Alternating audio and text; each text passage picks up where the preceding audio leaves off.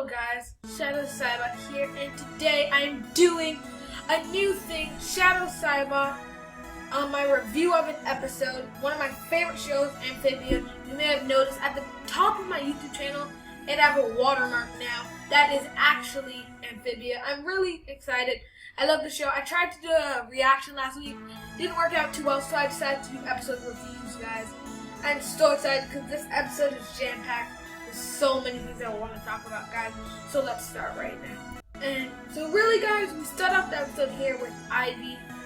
She wakes up and basically gets ready, says she's been awake this whole time, and gets ahead of her alarm clock, and then runs downstairs to have her mother stop her. And really, this episode, I don't really have much to say about it, but I love the episode, and a more Ivy episode. Basically, her mother strict rules cause her to run away, hence Ivy on the run. And like you can see her in the beginning, like she complains about everything, like the plates aren't clean enough, and basically she's doing everything wrong. And the reason Ivy is really so mad at her mother is because she wanted to go with Sprig to go catch, I believe, a glitter bug, and the issue was she was going to be late now. So there's really Sprig waiting for her, and this is really what causes her to run away. How annoying it is, how many things her mother tells her to do. So then what happens is after Ivy catches up with Sprig, they talk for a bit, and Sprig basically tells her about all the stuff he's been doing and how many friends he made outside the valley. And in the middle, when they find the glitter bug, her mom actually comes with, I found it really interesting, like they had their version of a cell phone of it in Amphibia. They had like this bug, a speaker-like mouth that would come around, and one side she'd be talking, and it'd fly around to probably whoever messaged her. I found that really interesting, have a comparison of things, because they didn't know what a phone was. But I feel like this is their version of a phone. Then the subplot for this episode was one of my favorite subplots so far. Basically, Anne talking about some Thai fighting style that she used to see back home because she had too much energy with her mom. I find it really interesting to have another flashback with her mom. I'm enjoying these flashbacks and I hope they do more of them. So basically, Polly and Anne are training, and the issue Polly has is that Wally comes out of nowhere and all of a sudden is just really good at this. And like I said before, where Sprig told Ivy all about the friends she makes out the valley. So because of that, Ivy, I believe it's called a bindle, gets a bindle and runs away, coming to Sprig and saying they're going to leave the valley and go to the friends she's made. And then Sprig brings up that he may have exaggerated a little. And those are the bugs I've talked about, guys. Those, I don't know, bee-like bugs with a speaker for a mouth.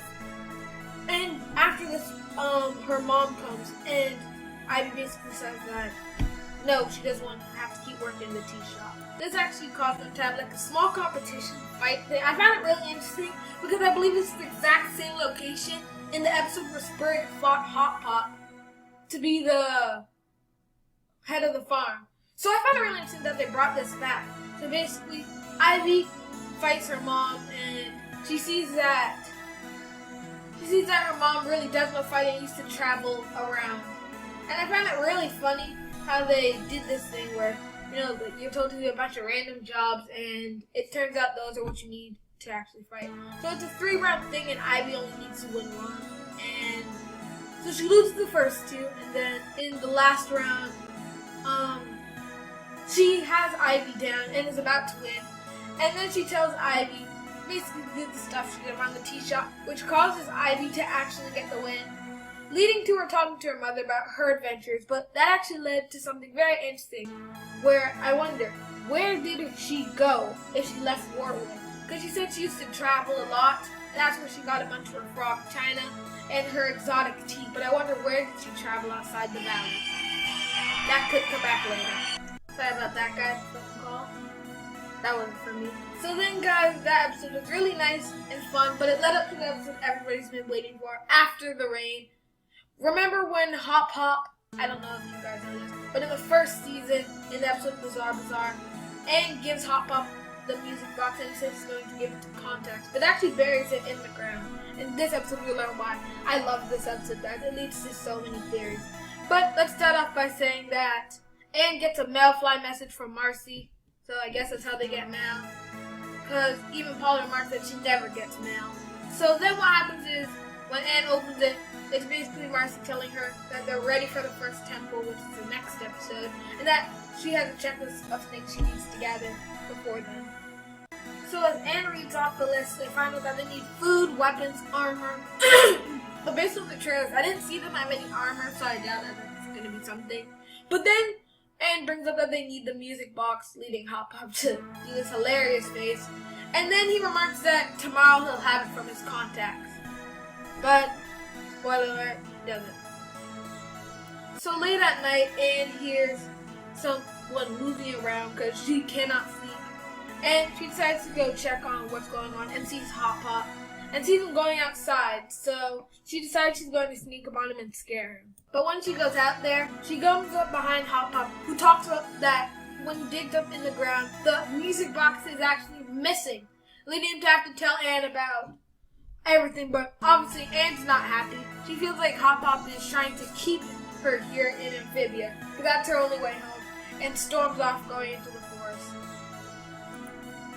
Then the next morning, when Sprig and Polly wake up to come see Hop Pop, he's here saying he's waiting for Anne to come home, while Anne is actually in the cave that was in the very beginning of the show. I find it really funny because you see Anne was here inside the cave, and then apparently she had a friend in the cave who was really just a rock with, I believe, some grass for hair. So then what happens is they go into the town and learn everyone has some stuff missing. And apparently there are holes everywhere around the town. So we learned that actually there are these bugs. I forgot what they were called, guys, but they really remind me of crabs. That every 20 years they come and take a bunch of stuff from the town to build their shells. So everybody has stuff missing, and Maddie has lost the book, which she says in the wrong hands can do a bunch of bad stuff.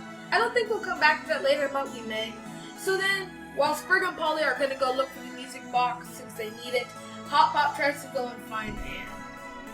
And of course, Anne is really on the move to talk with Hop Pop, so Hop Pop is really just trying to explain to her what's going on. And something really interesting happens. At first, I never thought they'd get to it, but Hop Pop starts off by saying, "Let me explain," and almost starts talking about his family before hearing Polly and Sprig scream.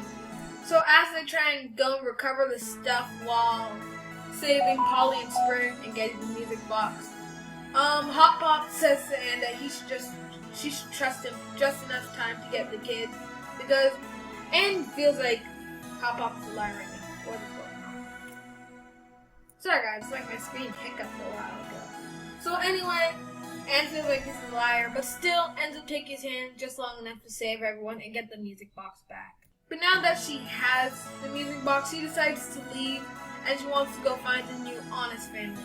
So she says, because she feels that kind of Hop Pop betrayed her. And actually, I kind of agree with that, because after all this talk with honesty and family, at first for Anne it may seem like he was trying to keep her here. But then we learn the truth of how Sprig's parents allegedly died.